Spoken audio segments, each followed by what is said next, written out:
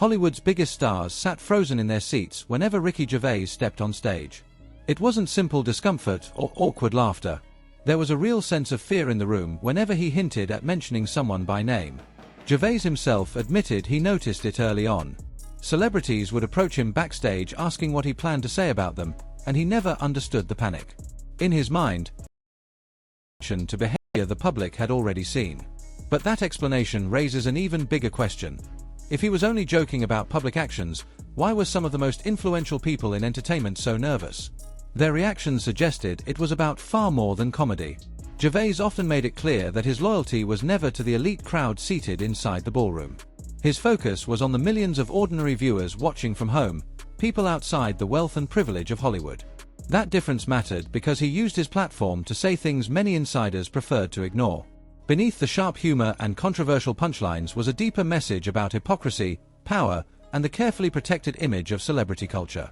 One example involved Ellen DeGeneres, a daytime television icon once celebrated as America's symbol of kindness. Long before public criticism of her workplace culture exploded, warning signs were already being discussed behind the scenes. Former staff members and producers began speaking publicly, describing her as someone very different from the warm personality audiences saw on television. One producer bluntly labeled her a phony hypocrite, a statement that carried weight because it came from someone who had worked closely with her for years. As controversies surrounding Ellen grew, her public image unraveled. Her talk show eventually ended, and she largely disappeared from the spotlight, reportedly spending time away from the United States while ongoing discussions connected her name to broader celebrity controversies. Supporters of Gervais now argue that he recognized cracks in Hollywood's polished image long before much of the public did. Each year, award season transforms Hollywood into a carefully staged spectacle filled with luxury, cameras, and rehearsed glamour. Yet despite the industry's obsession with protecting its image, the organizers of the Golden Globes repeatedly invited back the one host who seemed completely unafraid of damaging his own reputation. Ricky Gervais became known as the unpredictable voice in the room, someone willing to mock the powerful directly while the entire industry watched in uneasy silence. A British comedian once stood in front of Hollywood's elite, hundreds of the wealthiest and most influential figures in entertainment, and delivered the kind of honesty millions of viewers at home had secretly been craving. Ricky Gervais later explained that every joke he told on that stage was written with one audience in mind, not the celebrities sitting a few feet away, but the everyday people watching from their living rooms. He wasn't interested in pleasing studio executives, image managers, or publicists whose careers revolved around controlling perception. His focus was on ordinary viewers, the people who never attended exclusive Hollywood parties, never sat in private meetings, and never witnessed what happened once the cameras were turned off. Year after year, Gervais used the Golden Globe stage to peel back the polished surface of celebrity culture. Through sharp humor and fearless delivery, he offered audiences a rare glimpse into the discomfort hiding behind Hollywood's glamorous image. Back in 2012, he referenced journalist Ronan Farrow before many of the entertainment industry's biggest scandals had fully surfaced. Even mentioning Farrow's name reportedly changed the atmosphere in the room. The tension suggested that some insiders already feared what future investigations might uncover. Then came the 2020 Golden Globes, the moment many viewers still remember most. Gervais shocked the audience by referencing Jeffrey Epstein during his monologue and repeating the controversial phrase, "Jeffrey Epstein didn't kill himself." The ballroom instantly fell silent. Cameras captured nervous reactions across the crowd, but Gervais showed no hesitation. He continued speaking directly to some of the most recognizable figures in entertainment, creating a moment that quickly spread across the internet. While Gervais challenged Hollywood through comedy, another actor approached the industry from a very different angle. Jim Caviezel, best known for starring as Jesus in The Passion of the Christ, once appeared to have a thriving Hollywood future ahead of him. The film became a massive worldwide success and elevated Caviezel's career to a new level. Years later, however, he took on a project that many believe dramatically changed his standing in the industry, Sound of Freedom. The movie centered on a former federal agent who left his career behind to rescue trafficked children in Latin America. On paper, it seemed like the type of story major studios would strongly support. Instead, the film struggled to gain backing from Hollywood companies and media executives. Caviezel publicly claimed there were warnings circulating within the industry that supporting the film could damage careers. Rather than seriously engaging with those claims, critics and media figures often dismissed or mocked them, while Caviezel increasingly found himself pushed to the edges of mainstream Hollywood conversation. Despite receiving little support from major studios, Sound of Freedom became a surprise commercial success, earning hundreds of millions at the global box office. The strong audience response highlighted a growing disconnect between what viewers were interested in and what many entertainment gatekeepers appeared willing to promote. As the controversy surrounding the film grew, Caviezel continued speaking openly about what he believed were deeper cultural and moral problems within modern society, arguing that the entertainment world had entered what he described as a very dark point. While Jim Caviezel faced criticism for speaking openly about controversial subjects, and while Ricky Gervais remained more tolerated than truly embraced by Hollywood, another powerful figure in entertainment was quietly approaching the collapse of her public image.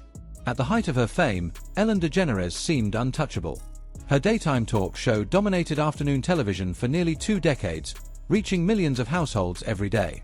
More than just a host, Ellen had built an entire identity around one simple message: be kind. The slogan appeared everywhere, on merchandise, during interviews, throughout charity segments, and woven into the overall tone of the show. She became known as the cheerful celebrity who danced onto stage, surprised guests with gifts, and encouraged viewers to treat each other with compassion. For years, audiences embraced that image wholeheartedly. Watching her program felt comforting and uplifting. But in 2020, that carefully maintained reputation began to crack. A major report published by BuzzFeed included allegations from 36 former employees who described a workplace environment that sounded very different from the show's public image. Several staff members claimed the atmosphere behind the scenes was dominated by fear, stress, and strict rules about interacting with Ellen herself. Employees described constantly feeling anxious, saying they were warned not to speak directly to her or even make eye contact in certain situations. Instead of warmth and kindness, many workers recalled an environment where people felt pressured to stay silent and avoid mistakes at all costs. One former producer, someone who had worked closely with the show for years, spoke especially bluntly in interviews. She publicly described Ellen as toxic, phony, and hypocritical, arguing that the host's off-camera behavior did not match the image audiences saw on television. Similar accusations soon followed from multiple former employees, many of whom described the same toxic culture independently of one another. The backlash became serious enough that Warner Brothers launched an internal investigation into the show. Reports later revealed allegations involving inappropriate conduct, racial discrimination, and a workplace culture employees claimed had existed for years. Following the investigation, 3 executive producers were removed from the program. In September 2020, Ellen addressed the controversy publicly during the opening monologue of her own show. She acknowledged that she was imperfect and described herself as a work in progress, admitting that she could become impatient, frustrated, or anxious. However, many former staff members felt the apology avoided directly addressing the deeper accusations being made against the show's leadership and culture. As more stories emerged, several celebrities also hinted that Ellen's behavior had long been an open secret within entertainment circles. Public figures including Brad Garrett, Lee Thompson, Margaret Cho, and Dakota Johnson all contributed to growing public discussion about her reputation behind the scenes. Critics argued that many people in Hollywood likely stayed silent because challenging influential figures can carry professional consequences. Comedian Cat Williams later suggested that entertainment empires generating enormous amounts of money rarely collapse without serious issues occurring privately. Around the same period, broader conversations about celebrity culture itself were also intensifying, with some observers arguing that the glamour and excess surrounding Hollywood had finally begun to lose its appeal with the public. After 19 years on the air, the Ellen DeGeneres show officially ended in May 2022. But the controversies surrounding Ellen did not disappear with the program. Within months, 2 tragic events involving people connected to her life drew major public attention and fueled widespread speculation online. First came the death of Anne Heche, Ellen's former partner from the late 1990s. Their relationship had once been one of the most heavily discussed celebrity romances in America, and Heche stated in interviews that publicly dating Ellen significantly damaged her acting career at the time. In 2022, reports circulated claiming Heche had been developing a documentary or expose connected to her experiences and past relationships within Hollywood. Those reports were never fully confirmed, and the project was never completed. Then, on August 5, 2022, Heche was involved in a devastating car crash in a Los Angeles neighborhood. Security footage showed her vehicle speeding before it crashed into a house and burst into flames. Videos from the aftermath spread rapidly online, especially clips showing Heche appearing conscious while emergency crews worked at the scene. The footage fueled intense internet speculation, although officials later confirmed that she suffered severe injuries. On August 11th, Heche was declared brain dead, and on August 14th, she was removed from life support following organ donation procedures. Authorities officially ruled the incident an accidental death. For nearly a week after an Haitian crash, her family remained in an agonizing state of uncertainty. Doctors monitored her condition while loved ones waited beside hospital machines, hoping for clarity that never fully came.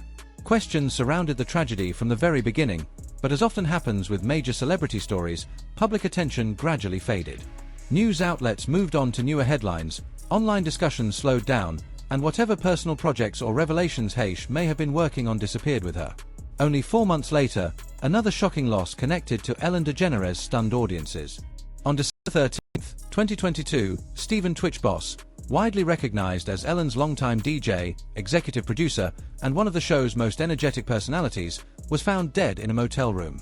Authorities officially ruled the death a suicide. To viewers, Twitch represented the upbeat spirit of the Ellen DeGeneres show. He was constantly smiling, dancing, and bringing energy to the screen, becoming one of the most recognizable faces connected to Ellen's Be Kind image. That public persona made the news especially difficult for many fans to process. In interviews afterward, his wife, Alison Hoker, described the loss as completely unexpected. She told reporters she had seen no obvious warning signs and said Twitch often tried to carry the emotional weight of others while hiding his own struggles. Family members echoed the same sentiment, recalling recent conversations in which he appeared cheerful and optimistic. According to his grandfather, one of Twitch's final messages simply read, "I love you, Dad." Then, in early 2025, new details emerged when Alison Hoker publicly revealed that she had discovered hidden boxes of drugs while sorting through their belongings after his death. She explained that the discovery shocked her because she had no idea he had been privately battling issues severe enough to lead to self-medication. Hoker suggested he may have been carrying emotional burdens he never shared openly with the people closest to him. At the same time, online speculation intensified around reports connected to the toxic workplace controversy surrounding Ellen's show. Some accounts claimed that during the backlash in 2020, Twitch had been encouraged to publicly defend Ellen and reassure audiences that the allegations about the show's environment were exaggerated. Supporters of those claims argued that the pressure of maintaining a positive public image may have added to the emotional strain he was already experiencing privately, though no direct evidence publicly confirmed that connection. With both Haitian and Twitch gone within months of the end of Ellen's show, many unanswered questions continued circulating online. Although authorities officially closed both cases, public curiosity and speculation only deepened as larger celebrity controversies dominated headlines in the years that followed. Around the same period, renewed attention also turned toward Rosie O'Donnell, one of Ellen's longtime friends from before either woman reached the highest levels of fame. According to people familiar with their history, Rosie had witnessed Ellen's transformation from a stand-up comic into one of the most connected figures in entertainment. Their friendship reportedly began long before private jets, billionaire social circles, and exclusive Hollywood gatherings became part of Ellen's world. As Ellen's daytime empire expanded, Rosie allegedly watched her drift further away from old relationships and deeper into elite celebrity culture. One moment from a 2004 appearance on Larry King Live later drew renewed interest online. During the interview, host Larry King casually asked Ellen about Rosie O'Donnell's declining television career. According to retellings of the moment, the exchange revealed visible tension and hinted that their once close friendship had already begun to fracture behind the scenes. During a televised interview on Larry King Live, Larry King casually asked Ellen DeGeneres about her long-time relationship with Rosie O'Donnell. What followed stunned Rosie. Ellen responded by saying they were not friends and barely knew each other.